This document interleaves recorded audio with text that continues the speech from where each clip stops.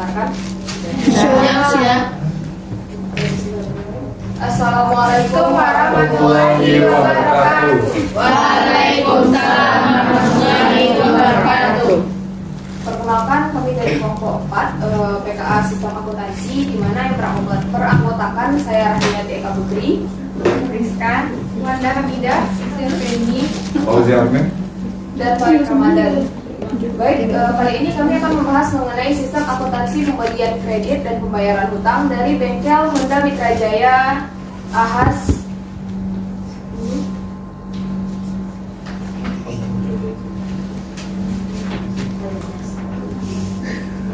Untuk pembahasan materinya akan disampaikan pertama oleh Wanda. Pada Wanda, silakan. Assalamualaikum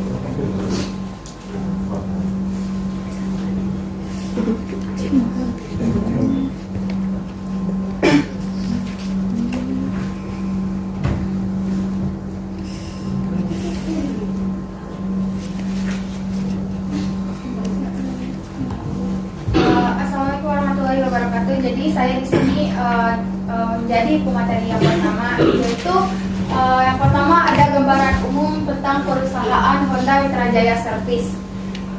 Bengkel Honda Mitra Jaya Service ini merupakan bengkel sepeda motor yang berdiri kira-kira tahun 2012, di mana pemiliknya sendiri adalah Bapak Ismulyadi, yang awalnya bengkel ini merupakan bengkel umum yang melayani jasa servis seluruh tipe dan merek kendaraan bermotor. Dengan beriringnya waktu, maka bengkel Honda Mitra Jaya Service ini sedikit demi sedikit mulai membuat cabang di berbagai tempat. Sistem pembelian pada bengkel Honda Mitra Jaya Service ini ada dua, yaitu secara tunai dan secara kredit. Selanjutnya, struktur organisasi. Struktur organisasi pada bengkel ini ada 4 bagian. Yang pertama ada kepala bengkel, yang kedua ada service advisor, yang ketiga ada teknisi atau mekanik, dan yang keempat ada ADM keuangan. Kepala bengkel di sini yaitu pemilik sekaligus yang melakukan pengawasan terhadap berjalannya bengkel Honda Mitra Jaya Service ini. Dan yang kedua adalah service advisor. Service advisor di sini adalah bagian yang bertanggung jawab mencatat apa saja kerusakan yang dialami oleh kendaraan atau sepeda motor dari konsumen. Yang ketiga ada teknisi atau mekanik. Teknisi atau mekanik di sini adalah yang bertanggung jawab memperbaiki segala kerusakan sepeda motor atau kendaraan bermotor yang dimiliki oleh konsumen. Dan yang terakhir ada administrasi dan keuangan. Administrasi dan keuangan di sini tugasnya yaitu mencatat pengeluaran dan pemasukan yang diperoleh dari pembayaran yang dilakukan oleh konsumen setelah melakukan perbaikan kendaraan. Selanjutnya yaitu bidang usaha perusahaan.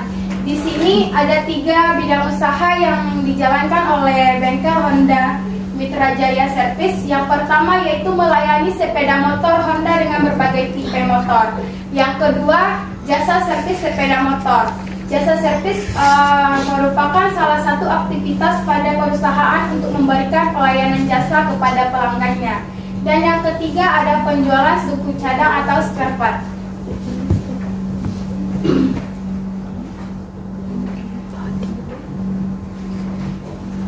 Dalam bengkel Mitra Jaya Service ini mereka mempunyai SOP yang harus dilaksanakan oleh bengkel sendiri, di mana ada sebelum pengerjaan, saat pengerjaan, dan setelah pengerjaan. Yang pertama ada sebelum pengerjaan. Sebelum pengerjaan di sini ada beberapa poin, diantaranya yaitu parkir sepeda motor.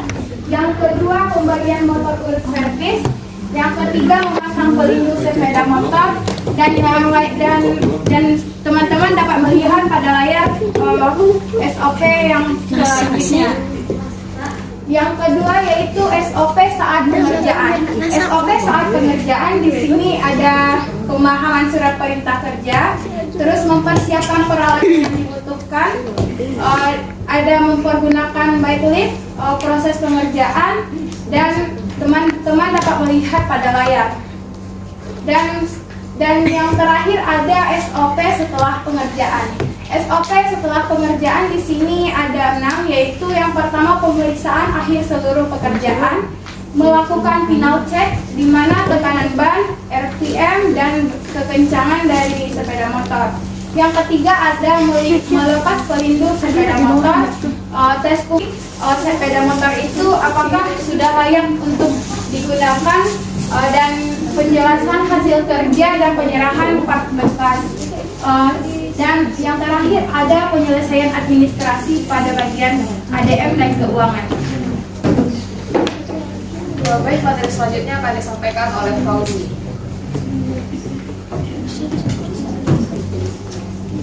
Selesailah, ganti. Fungsi yang terlibat dalam sistem pembelian kredit yaitu yang Hal itu 70 adalah fungsi administrasi dan keuangan. Kami bertanggung jawab untuk memeriksa ketersediaan stok suku cadang dan mengajukan pembelian suku cadang yang perlu ditambah jumlahnya, serta menerima barang yang dikirim oleh pemasok sekaligus memeriksa kondisi dan kelengkapan dari barang tersebut. Yang kedua yaitu dari fungsi administrasi dan keuangan, bertanggung jawab untuk membuat dari surat order pembelian dan memeriksa faktur yang diberikan oleh pemasok dan melakukan pembayaran utang terhadap pembelian suku cadang yang dilakukan secara kredit. Informasi yang dibutuhkan oleh manajemen dalam sistem pembelian kredit dan utang ini, yang pertama adalah total saldo utang dagang pada tanggal setelah pada suku cadang. Yang kedua, jumlah barang atau suku cadang yang diorder pada pemasok. Yang ketiga yaitu kesesuaian saldo utang dagang antara yang diorder dengan yang telah dikirim oleh pemasok. Dan yang terakhir, informasi yang diberikan oleh manajemen adalah jumlah barang yang dikirim oleh pemasok.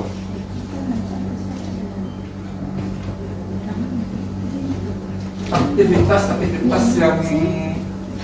yang terjadi dalam sistem pembelian kredit dan informasi pembeliannya. Yang pertama adalah permintaan pembelian dari bagian yang membutuhkan, misalnya bagian mekanik atau bagian dari sepeda. Yang kedua, pemesanan barang dari supplier. Yang ketiga, penerimaan barang dari supplier, pencatatan barang masuk, pencatatan utang jika pembelian kredit, dan pembayaran utang jika pembelian kredit.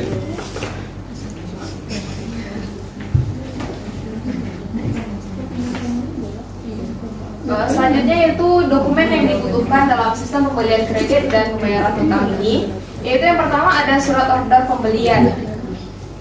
Formatnya dapat teman-teman lihat sendiri ya di proyeksi di layar. Yang kedua adalah faktur pembelian barang.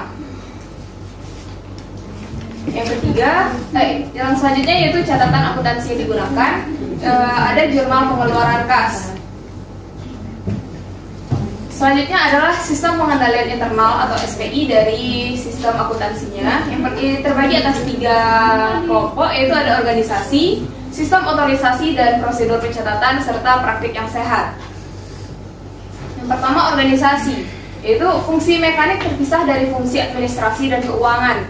Transaksi pembelian tidak boleh dilakukan oleh satu fungsi saja, harus dilaksanakan oleh fungsi mekanik serta fungsi administrasi dan keuangan. Yang kedua ada sistem otorisasi dan prosedur pencatatan. Itu surat order pembelian diotorisasi oleh fungsi administrasi dan keuangan atau pejabat yang lebih tinggi. Faktur pembelian barang diperiksa oleh fungsi administrasi dan keuangan, serta pencatatan di dalam jurnal diotorisasi oleh fungsi administrasi dan keuangan. Untuk praktik yang sehat yaitu surat order pembelian bernomor urut tercetak dan pemakaiannya dipertanggungjawabkan oleh fungsi administrasi dan keuangan. Barang hanya diperiksa dan diterima oleh fungsi mekanik jika fungsi ini telah menerima tembusan surat order pembelian dari fungsi administrasi dan keuangan. Fungsi mekanik melakukan pemeriksaan barang yang diterima dari pemasok dengan cara menghitung dan menginspeksi barang tersebut dan membandingkannya dengan tembusan surat order pembelian. Dan terdapat pengecekan terhadap harga, syarat pembelian, dan ketelitian perkalian dalam faktur dari pemasok sebelum faktur diproses untuk dibayar. Serta pembayaran faktur dari pemasok dilakukan sesuai dengan syarat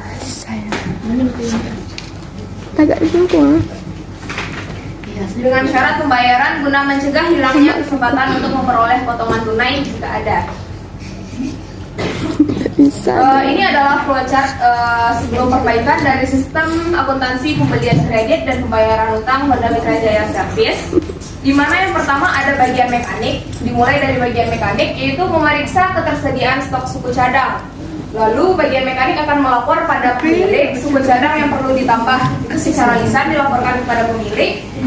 Kemudian pemilik menerima laporan dari mekanik, memutuskan dilakukan pembelian atau tidak. Jadi nanti ada keputusan dari pemilik apakah menyetujui pembelian atau tidak menyetujui. Jika seandainya tidak disetujui, maka pada saat itu tidak jadi dilakukan pembelian. Sedangkan jika disetujui, maka menyampaikan kepada bagian ADM dan keuangan untuk dilakukannya pembelian.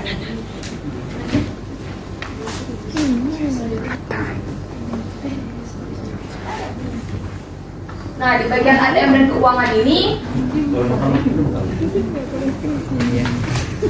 nanti ADM dan keuangan akan menerima instruksi dari pemilik untuk melakukan pembelian. Maka bagian ADM dan keuangan akan membuat surat order pembelian itu 3 rangkap atau 3 lembar. Yang rangkap pertama dikirim ke pemasok, lembar kedua dikirim ke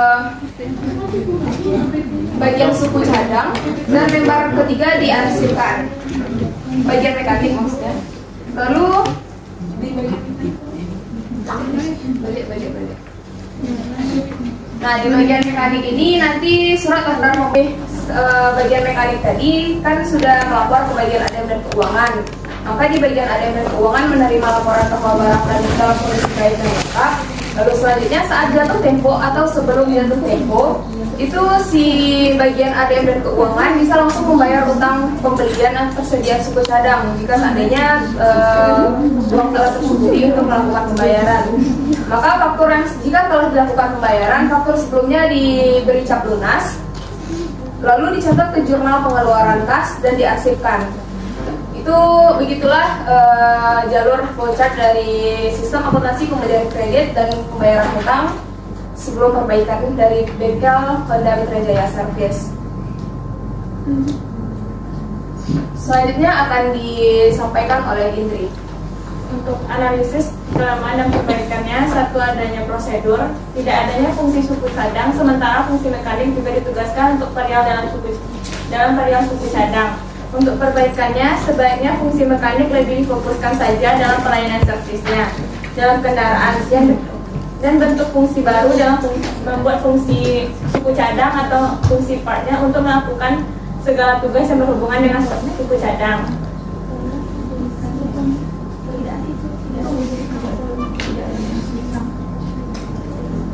Tidak adanya fungsi utang, di mana saat ini fungsi administrasi dan keuangan merangkap tugas dengan perihal utang. Untuk perbaikannya, sebaiknya dibentuk fungsi utang yang khususnya bertugas untuk menangani hal-hal yang berkaitan dengan utang, karena jika fungsi administrasi dan keuangan tetap merangkap tugas seperti itu, apabila pada suatu ketika fungsi administrasi dan keuangan cukup banyak, maka kemungkinan perihal utang dapat tidak sengaja dan tertinggal atau terabaikan.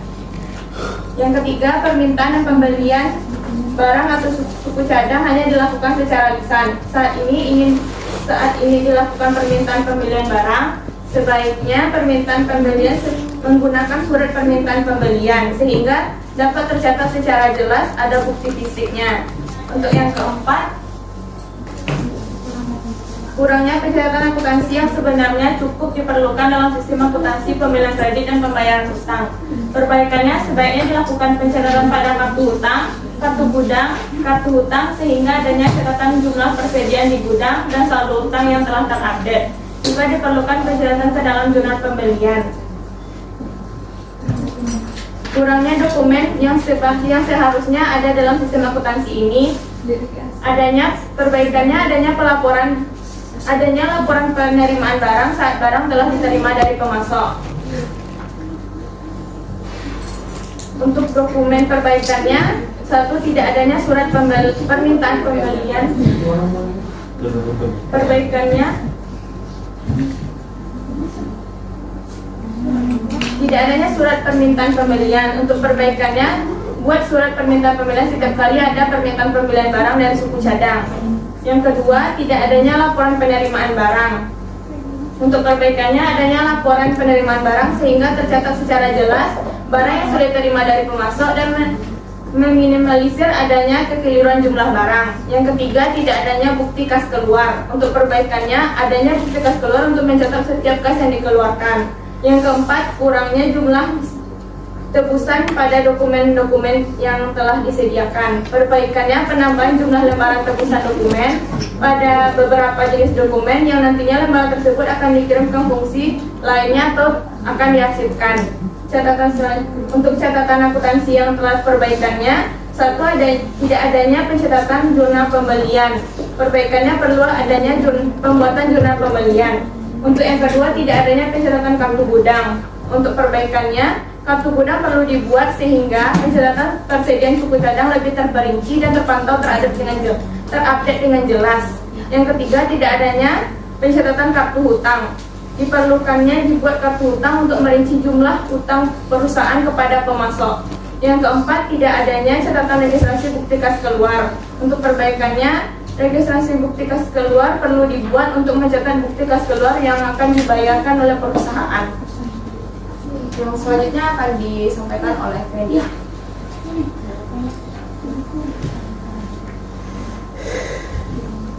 Selanjutnya, sistem pengendalian internal atau SPI setelah perbaikan. Yang pertama, organisasi, sistem organisasi dan prosedur pencatatan, kemudian praktik yang sehat. Pertama, organisasi. Fungsi suku cadang terpisah dari fungsi administrasi dan keuangan. Kedua, fungsi administrasi dan keuangan harus terpisah dengan fungsi utang. Terakhir, transaksi pembelian tidak boleh dilakukan satu fungsi saja, harus dilaksanakan oleh fungsi suku cadang, fungsi administrasi dan keuangan, dan juga fungsi utang. Sistem otorisasi dan prosedur pencatatan. Pertama, surat permintaan pembelian diotorisasi oleh fungsi suku cadang untuk barang di gudang dan oleh kepala fungsi yang bersangkutan untuk barang yang langsung dipakai. Kedua, surat order pembelian diotorisasi oleh fungsi administrasi dan keuangan atau pejabat yang lebih tinggi. Ketiga, laporan penerimaan barang diotorisasi oleh suku cadang. Terakhir, kas keluar diotorisasi oleh kepala fungsi pencatatan hutang atau pejabat yang lebih tinggi. Kemudian, pencatatan terjadinya utang didasarkan pada bukti kas keluar yang didukung dengan surat order pembelian, laporan penerimaan barang, dan faktur dari pemasok. Pengurangan utang di dalam arsip bukti kas keluar yang belum dibayar dan pencatatan di dalam register bukti kas keluar diotorisasi oleh fungsi pencatatan utang. Pencatatan di dalam jurnal diotorisasi oleh fungsi administrasi dan keuangan. Kemudian praktik yang sehat. Surat permintaan pembelian bernomor urut cetak dan pemakaiannya dipertanggungjawabkan oleh fungsi suku cadang. Surat order pembelian bernomor urut cetak dan pemakaiannya dipertanggungjawabkan oleh fungsi administrasi dan keuangan. Laporan penerimaan barang bernomor urut cetak dan pemakaiannya dipertanggungjawabkan oleh fungsi suku cadang.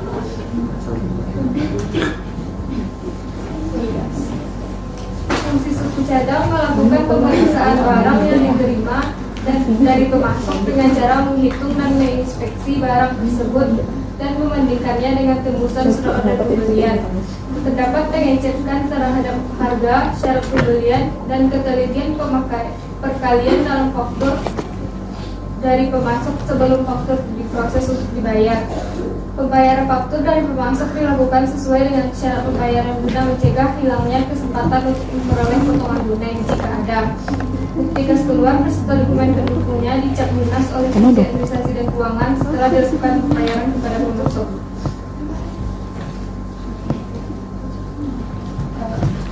Baik, selanjutnya kami akan menampilkan simulasi dari proses setelah perbaikan dari sistem akuntansi pembelian kredit dan pembayaran utang Wanda Mitra Jaya Service. Seperti kurang.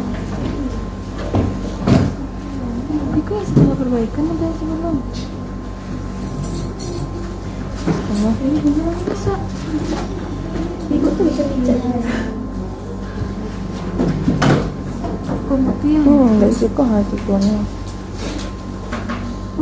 Kayak satunya.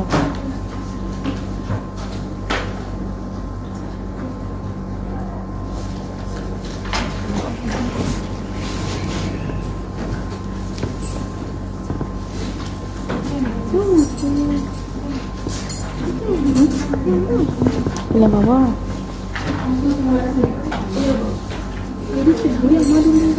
Kuan ko udah matigo ka SFP-nya kan indah tabang ya kasih tabang kasih bagian suku cadang. Ayah.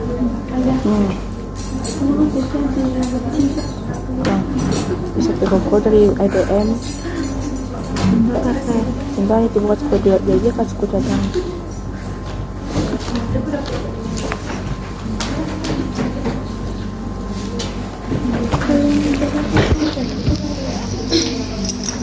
Baik, kami akan memulai simulasinya.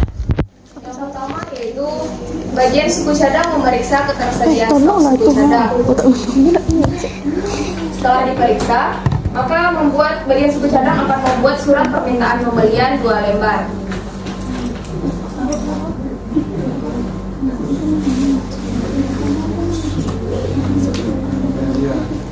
Lalu lembar 1 diserahkan kepada pemilik.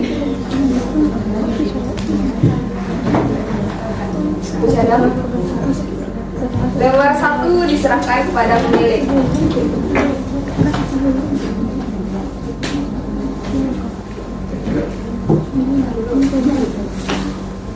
Lalu, pemilik akan memeriksa dan mengotorisasi surat permintaan pembelian dan membuat keputusan. Jika disetujui, maka surat permintaan pembelian diberikan kepada bagian administrasi dan keuangan. Jika tidak disetujui, maka tidak dilakukan pembelian untuk saat itu.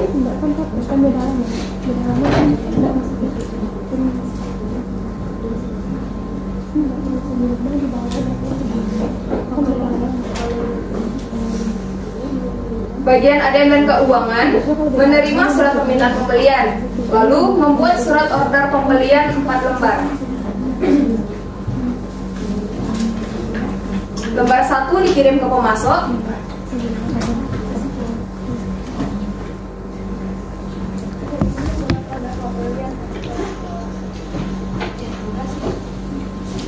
Lalu lembar 2 dikirim ke bagian suku cadang.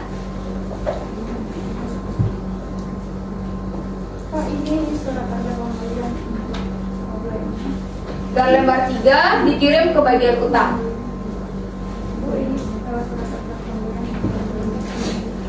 Sementara lembar 4 dan surat permintaan pembelian sebelumnya akan diarsipkan oleh bagian administrasi dan keuangan. Dan tidak lupa, bagian administrasi dan keuangan akan mencatatnya ke dalam jurnal pembelian. Selanjutnya, bagian suku cadang menerima surat order pembelian dari bagian ADM dan keuangan, lalu juga menerima surat pengantar beserta barang dari pemasok.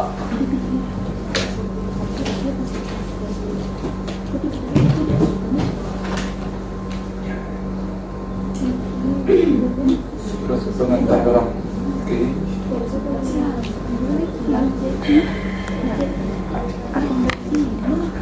Selanjutnya, bagian suku cadang memeriksa barang yang dikirimkan dari pemasok berdasarkan surat order pembelian dan surat pengantar yang ada.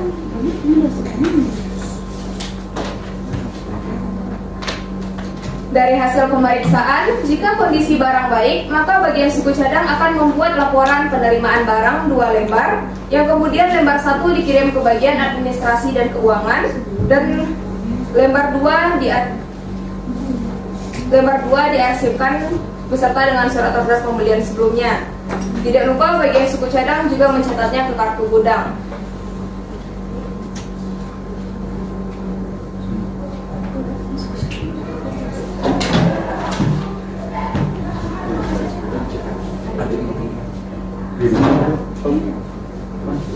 Jika kondisi barang ada yang rusak atau tidak sesuai, maka barang tersebut akan diretur ke pemasok. Selanjutnya, bagian administrasi dan keuangan menerima laporan penerimaan barang dari suku cadang telah dilakukan, lalu mencatat tanggal penerimaan pada surat order pembelian lembar 4 yang sebelumnya diarsipkan, kemudian diserahkan kepada bagian utang.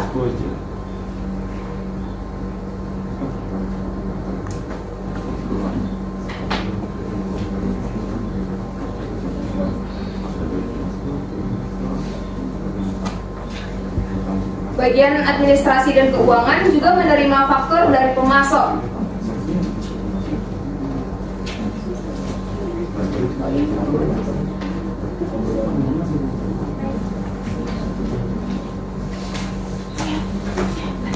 Bagian administrasi dan keuangan menerima faktur tersebut. Setelah diperiksa dan tidak ditemukan adanya kesalahan atau keraguan, maka bagian administrasi dan keuangan menyerahkan faktur tersebut ke bagian utang. Tepi.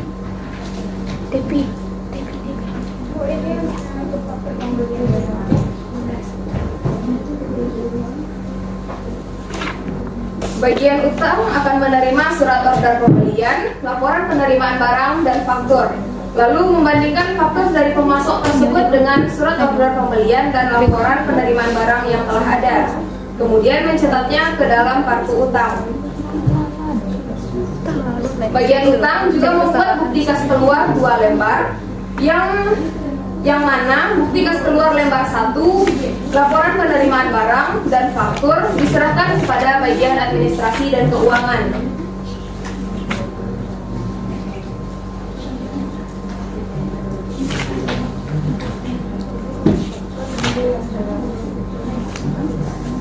Dan bukti kas keluar lembar 2 diserahkan beserta surat order pembelian diarsipkan.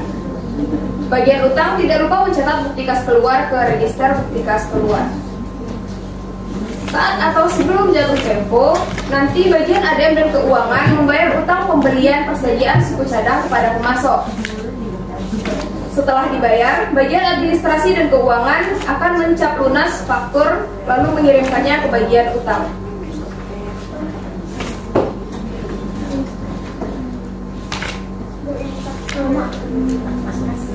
Bagian utang menerima faktur percap lunas, lalu mengupdate ke kartu utang sesuai pembayaran.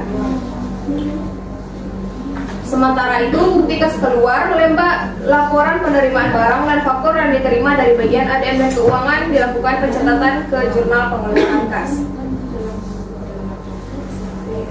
Dan selesai. Baik, itu simulasi dari sistem akuntansi pembelian kredit dan pembayaran hutang Honda Mitra Jaya Service. Selanjutnya, kesimpulan dan saran yang akan disampaikan oleh Wanda.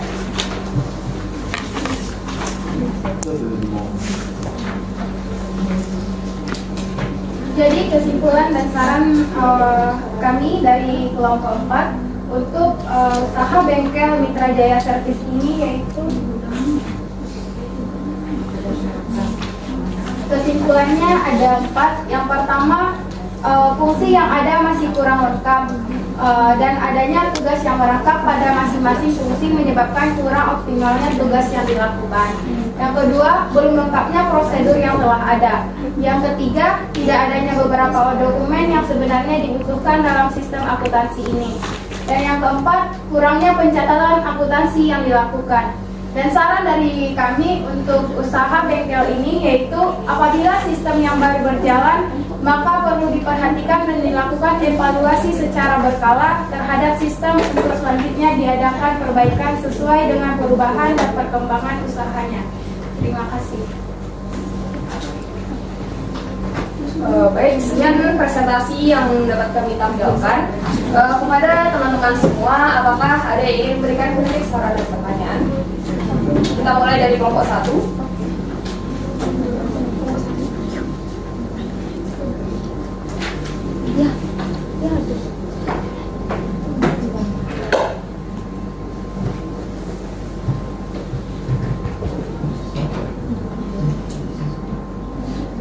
Bagaimana kelompok 1?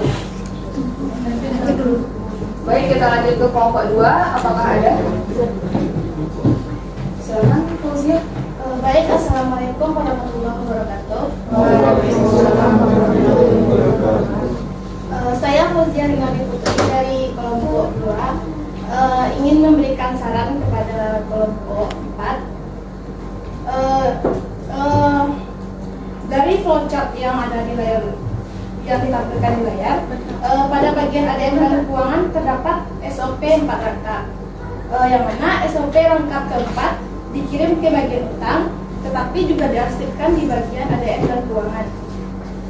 Untuk saran dari saya, seharusnya SOP itu dibuat 5 rangkap. Jadi yang rangkap keempat dikirim ke bagian utang dan rangkap kelimanya diarsip di bagian ADM dan keuangan. Sekian dari saya, terima kasih. Wassalamualaikum warahmatullahi wabarakatuh. Waalaikumsalam warahmatullahi wabarakatuh. Baik.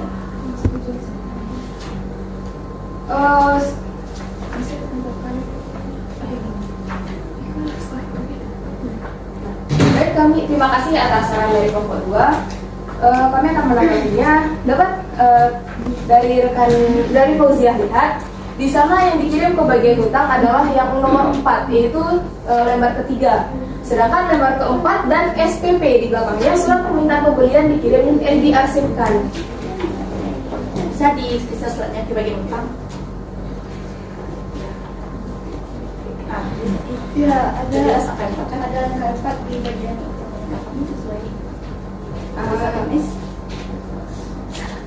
Ya mungkin di sana salah kami memberikan salah penomoran dari SOP-nya, maka yang seharusnya itu nomor 3.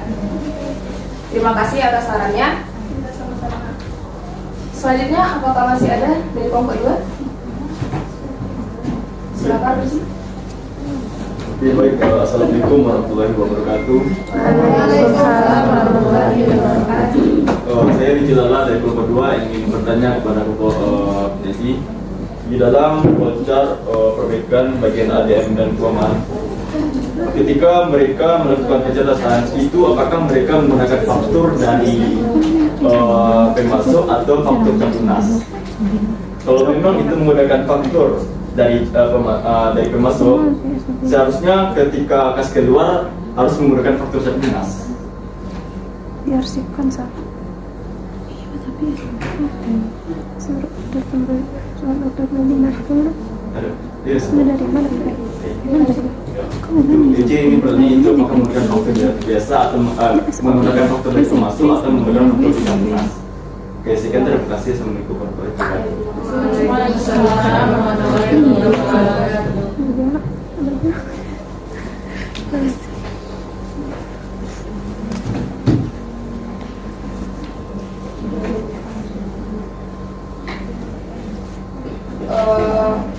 Terima kasih atas pertanyaannya, Ricci. Jadi untuk faktur sendiri itu faktur yang dikirim ke bagian utang adalah faktur dari pemasok yang belum bercap lunas. Karena dari si bagian administrasi kan dia menerima faktur dari pemasok, lalu diperiksa faktur tersebut dan kemudian dikirim ke bagian utang. Nah, di bagian utang nanti itu akan membuat bukti kas keluar kan. Bukti kas keluar itu sendiri pengertiannya adalah bukti kas yang seandainya nanti akan dikeluarkan, berarti pembayaran yang akan dilakukan belum dilakukan, makanya belum bercap lunas. Ya, Nah, karena itu jadi faktur yang digunakan adalah faktur yang belum bercap lunas. berarti bersifat aktual. Aktual. Enggak, kan intinya di situ melakukan pencatatan. Pencatatan berarti uang sudah keluar kan? Belum. Jadi bukti kas keluar itu sendiri kan adalah bukti kas keluar itu adalah bukti kas akan dikeluarkan. Kan dikeluarkan, belum dikeluarkan. Kalau sudah dikeluarkan maka masuk ke jurnal pengeluaran kas nantinya. Mungkin kalau saya pahami dari buku ya, bukti kas keluar itu sendiri adalah pencatatan atau dokumen yang kita gunakan itu untuk mencatat kas yang akan kita keluarkan belum dikeluarkan. Belum keluarkan. Ya. Kalau misalkan batal, akan tapi batal. Batal dibayar. Ya. Bagaimana? Kenapa harus batal dibayar? Buktinya sudah ditetapkan, sudah dibuat, buktinya sudah dibuat. bukti keluarnya sudah dibuat, tapi dia batal untuk membayarnya gimana? Tidak mungkin membayar hutang batal kan, jadi pasti akan dikeluarkan nantinya. Bagaimana saldo dari perusahaan itu tidak cukup untuk membayarnya, tapi buktinya sudah dibuat? Kan bukti itu tuh berarti kita nanti kan mengirim ke bagian ADM keuangan. Nah bukti itu tuh ini si ADM harus membayar ini nih sebesar ini gitu. Jadi bukan bukti uang telah keluar atau bagaimana, tapi emang seperti kartu buku penagihan utang seperti itulah kalau kita ibaratkan. Jadi ini utang yang bakalan ditagih nih sebesar ini. Nah itu yang nanti kita bagikan di si bagian utang kirimkan ke ADM dan keuangan. Nah untuk masalah saldo utang, misalnya saldo kasnya tidak cukup atau bagaimana, itu di bukti kas keluar kan tidak ada hubungannya dengan pembayaran. Nanti di bagian pembayaran dan di bagian ADM dan keuangan. Nah masalah saldo tidak cukup atau tidak, saldo cukup atau tidaknya itu tidak ada hubungannya dengan bukti kas keluar.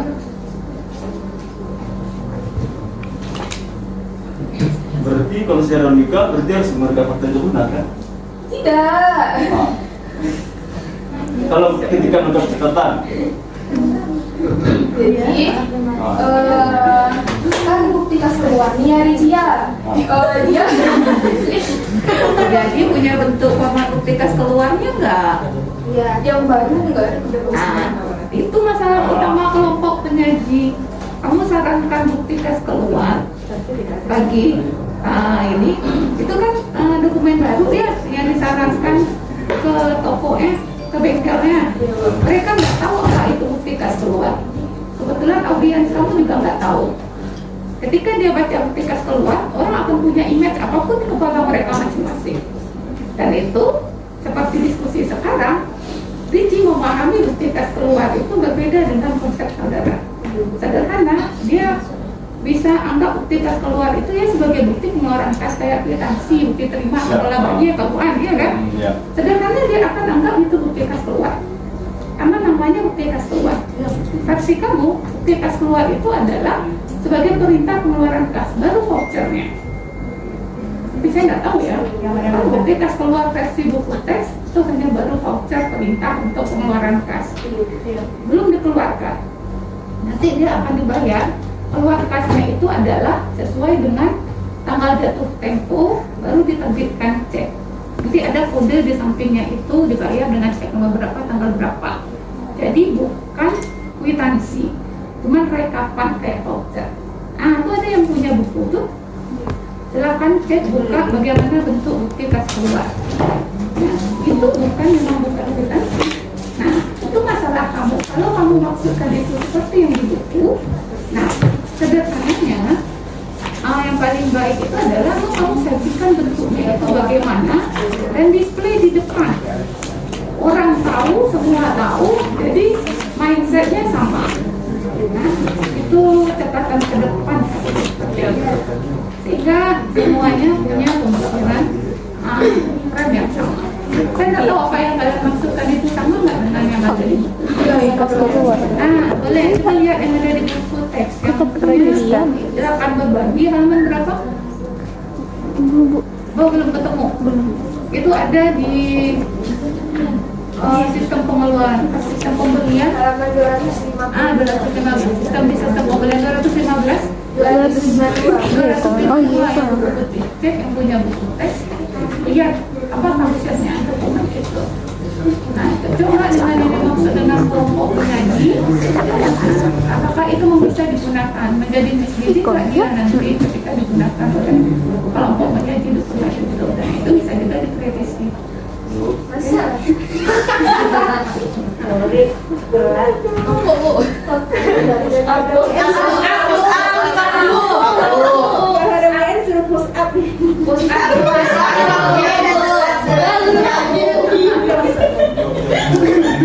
Alasannya kuliah baru, ini selesai presentasinya. Kamu ngapain masuk? Ini udah selesai presentasinya. Iya kan? Nggak ada dia mesti masuk lebih kan sudah selesai kan? Dia tinggal tanya jawab. Bagaimana Bu Vivi? Terus Bu Vivi? 100 Bu, biar kurus sorry. Kamu kemarin bisa telat. Tadi 300.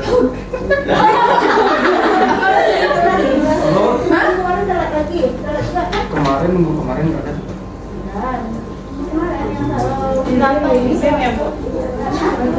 Yang kemarin itu izin.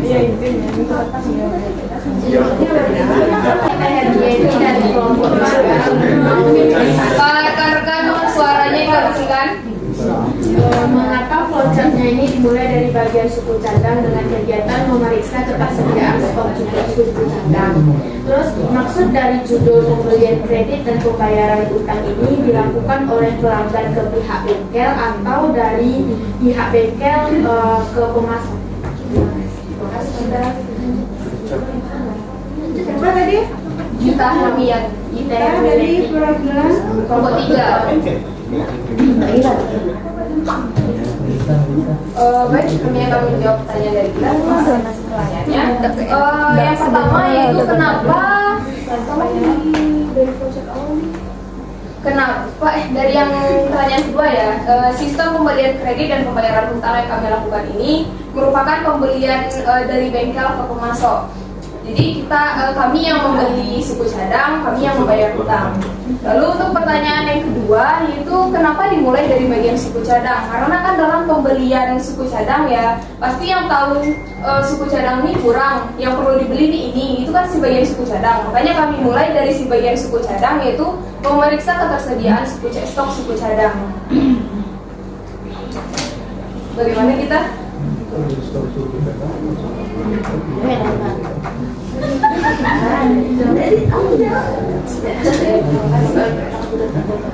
Selanjutnya dari kelompok. Assalamualaikum warahmatullahi wabarakatuh. Perkenalkan, saya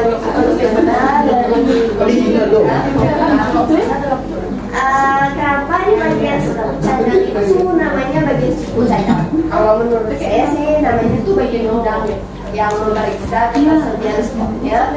Lalu kalau dia kurang apa aja yang baru dilaporkan ke komite. Jadi kenapa kami namakan, terima kasih ya atas pertanyaannya. Kenapa kami namakan itu bagian suku cadang? Karena dalam bengkel sendiri itu kan bagian barangnya yang diperjualbelikan kan suku cadang. Nah jadi nanti pada saat ada pembeli yang membeli membeli suku cadang ke bengkel, itu yang melayani si bagian suku cadang. Karena itu kami menamakan bagian suku cadang. Apakah di bengkel itu hanya tersedia suku cadang saja atau tidak ada barang yang lainnya?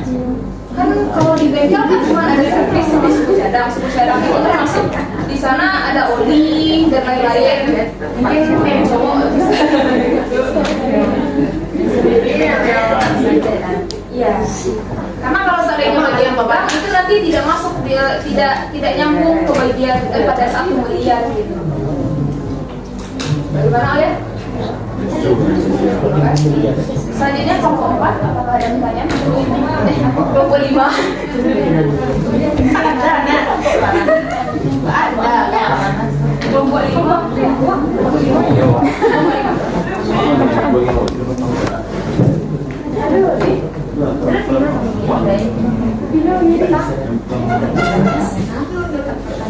Biar tanya biar.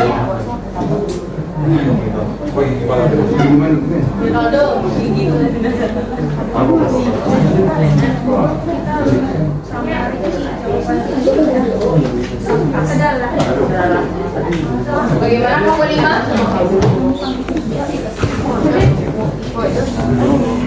Baik, dari kelompok lain mungkin kembali kelompok 1, 2, 3, dan 5. Apakah masih ada pertanyaan? Silakan Melisa. Assalamualaikum warahmatullahi wabarakatuh. Waalaikumsalam warahmatullahi wabarakatuh. Saya Melisa hanya ingin memperbaiki dari flowchart kami. Yang untuk bagian utang kan ada dokumennya SOP, LPB dan faktur. Tapi pas di bagian yang banyak tuh Mami, situ yang di bawahnya membuat bukti kas keluar kan banyak dokumen tuh.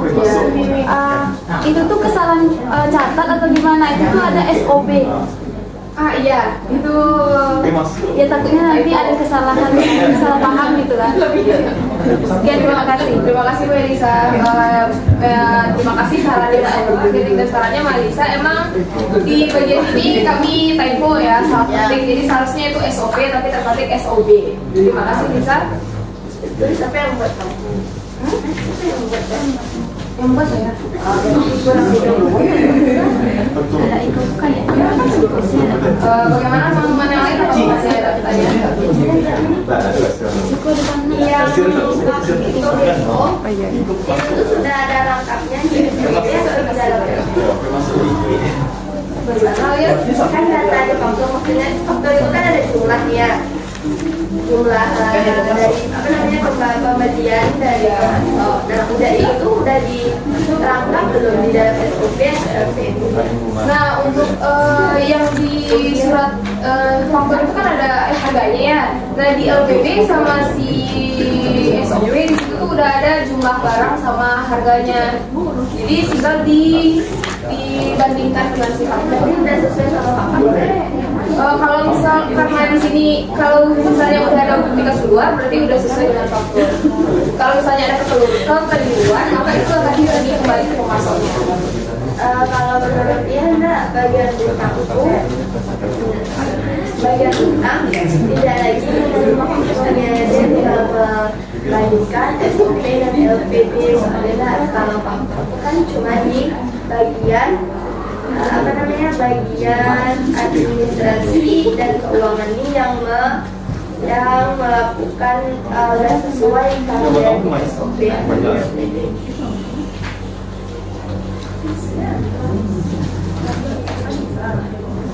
Bagaimana ya di bagian apa?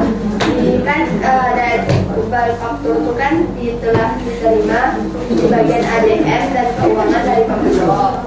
Nah kalau menurut Aja, faktur itu tidak lagi dikirim ke bagian utang. Jadi bagian utang ini dia hanya membandingkan dua dokumen.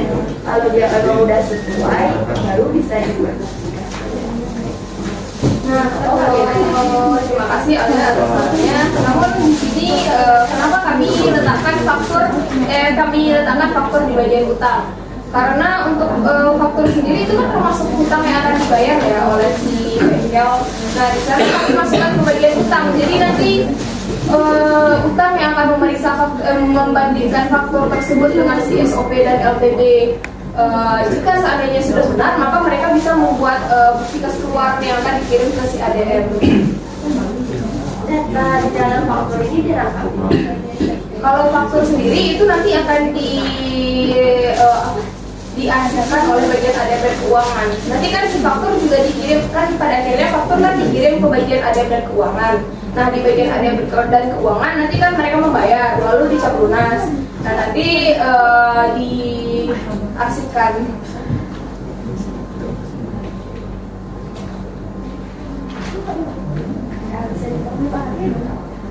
Kan fakturnya dikirim tuh yang faktur di bagian utang dikirim ke bagian ADM dan keuangan. Tolong nah di sini itu ada faktur. Nah yang di ujung nanti si laporan penerimaan barang, faktur sama si bukti keseluruhan kan dikirim ke bagian ADM dan keuangan. Yang ini nih nanti si ADM dan keuangan yang mengarsipkan. Tapi di sini bukan ADM dan keuangan yang mengarsipkan. Nomor faktur yang nomor 7 itu dari ADM dan keuangan masuk dia ke bagian utang. Jadi 9 kali lagi dia ke ADM. 9 gimana? Ya ADM dan keuangan. Iya. Tadi lagi dia ke ADM dan keuangan.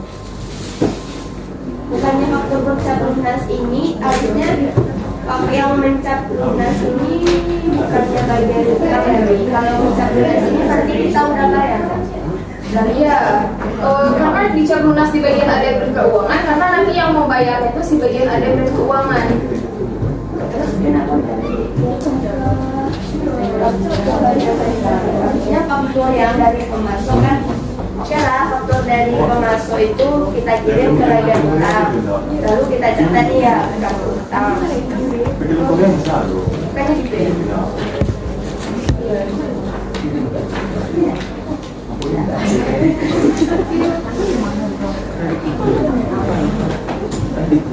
Ini loh yang di bagian utang ada faktor di bagian utang ini untuk gunanya untuk sebagai bukti kalau utang ini sudah dilunasi gitu. Ya, jadi kan sebelumnya kita tahu di kartu utang ya sebelumnya kan waktu utang ini belum dibayar tadi kartu utang. Nah waktu dikirim lagi ke bagian utang, untuk si bagian utang mengupdate kartu utang sebelumnya tanpa telah dibayar.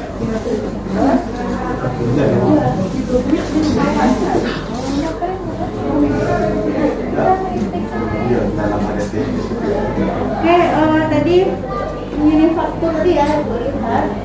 Itu kan dia ada dari pemasok ya. Tadi kan pertanyaannya di bagian utang kenapa ada faktur lagi gitu kan? Kan sebenarnya dia harusnya hanya membandingkan SOP yang NPB aja. Karena faktur kan yang diterima kan bagian administrasi dan keuangan. Cukup di situ saja. Ya. Dan nanti mungkin yang bertugas di apa lah ya, karena untuk mengupdate faktur utang. Sebenarnya dia itu mana dia? Nah, yang bagian yang nomor 7 itu kan dia dari bagian dari pemasok itu dia dibuatnya kan sebenarnya kan Dari ALM dan keuangan, Bu. Iya, dari pemasok. Nah, kalau dari gambar itu yang sebelumnya juga dia dari Iya Bu, itu sebelumnya bagian ALM dan keuangan menerima dari pemasok, nanti dari ALM dan keuangan itu ya, tidak maksud Ibu apa namanya faktur di bagian utang ini sebenarnya nggak perlu karena kan dia cukup pilih sebagai administrasi dan keuangan aja gitu. Dia hanya bisa membandingkan dua itu. Nah faktur coba lihat yang bagian sebelum ini kan ada yang pemasok. Nah dari pemasok ini sebenarnya kan nggak ada dalam sistem. So, pemasok tuh pihak luar, Iya, Bu. pihak eksternal. Iya. Nah sebenarnya dia nggak ada dokumen periksa faktur ini kan nggak perlu dibuat di dalam sistem, nggak masuk dalam sistem gitu. Karena itu kan dia dari pihak luar. Dia cukup membuat seperti keterangan aja ini dari pemasok. Faktur diterima dari pemasok itu gitu aja. Nggak perlu pula dibuat bagian alirnya karena dia kan pihak luar, kan bagian dari dalam ini mengiklannya. Oke ya, itu maksudnya ya tadi ya. Itu perbaikannya nanti itu. Iya Bu. Terima kasih Bu, terima kasih ya. Bagaimana teman-teman? Mi. Saya Sastia Diwahyuni dari kelompok 3, izin bertanya kepada kelompok penyaji. Ada di bagian flowchart yang di bagian utang, arsip kan diarsipkan segitiga terbalik kan artinya arsip sementara, ya kan? Jadi kenapa itu diarsipkan sementara? Apakah ada tindak lanjutnya untuk itu? Kenapa harus sementara? Kenapa tidak diarsipkan permanen aja gitu? Terima kasih.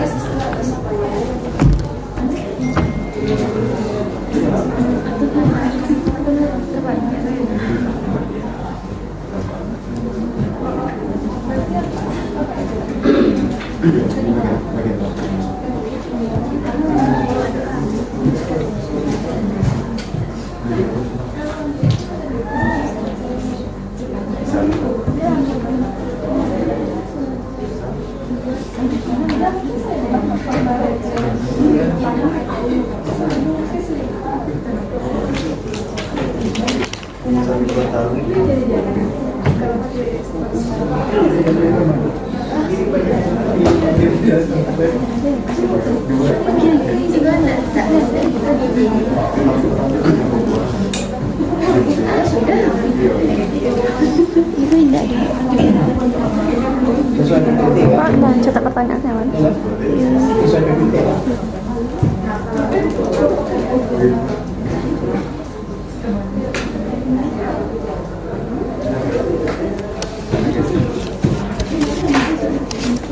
Baik,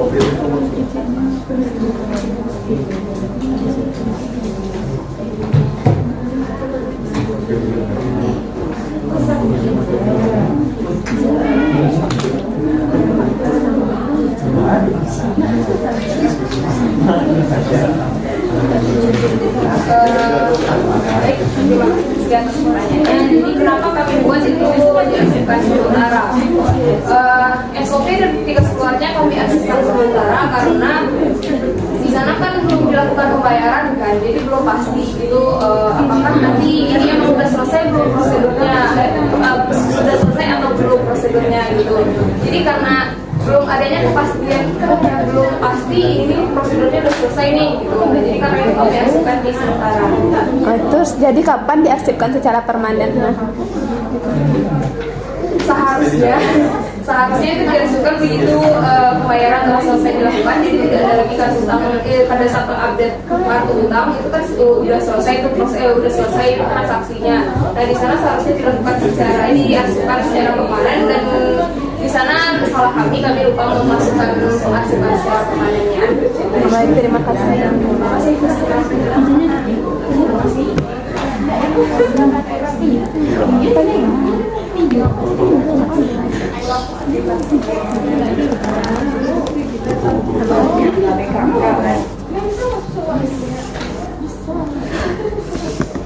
Apakah dari teman-teman yang lain masih ada yang bertanya? Silakan Melisa.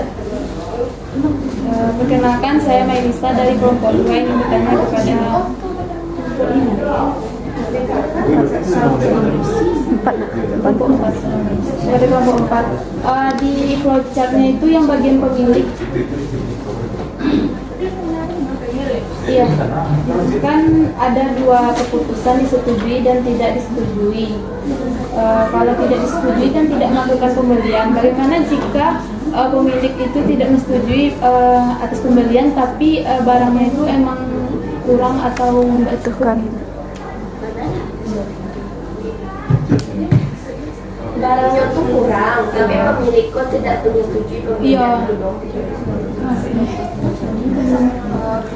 Terima kasih Melisa atas pertanyaannya.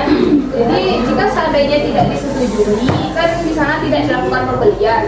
Nah itu tuh kenapa? Jika seandainya suku cadangnya emang udah habis atau emang ada kurang, maka si bagian suku cadang emang perlu mengajukan surat permintaan pembelian lagi dengan bentuk dengan jumlah mungkin atau apa yang baru gitu, misalnya jenis suku cadang yang baru atau bukan jenis suku cadang, daftar yang baru. Nah nanti itu dikirimkan lagi ke si pemilik, karena bisa jadi si pemilik tidak menyetujui adanya pembelian karena mungkin jumlah dari suku cadang yang mau dibeli itu mungkin kebanyakan atau bagaimana gitu. Nah karena disitulah si pemilik tidak menyetujuinya, maka belum bisa dilakukan pembelian, mungkin karena si beli oli terlalu banyak, ini masa sampai 50 kotak misalnya gitu kan. Jadi belum bisa dilakukan pembelian untuk yang surat permintaan pembelian yang dikirimkan si suku cadang itu, perlu dibuat lagi surat permintaan pembelian yang baru. Baik, terima kasih.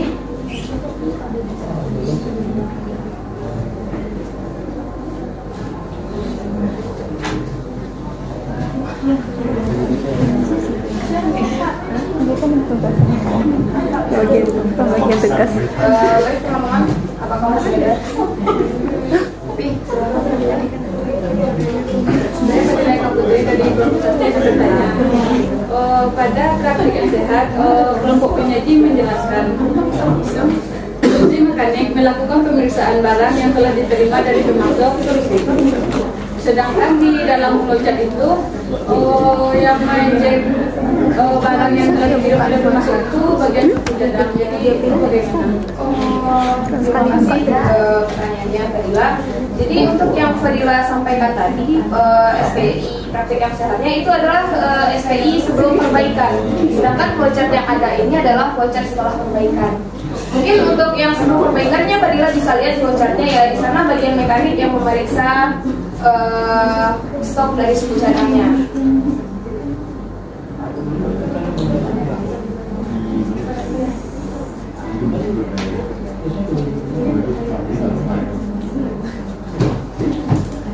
Terima kasih Fadila. Baik rekan-rekan, mungkin sekian presentasi dari kelompok 4. Mohon maaf atas segala kekurangan. Wabillahi taufiq wal hidayah. Wassalamualaikum warahmatullahi wabarakatuh. Waalaikumsalam warahmatullahi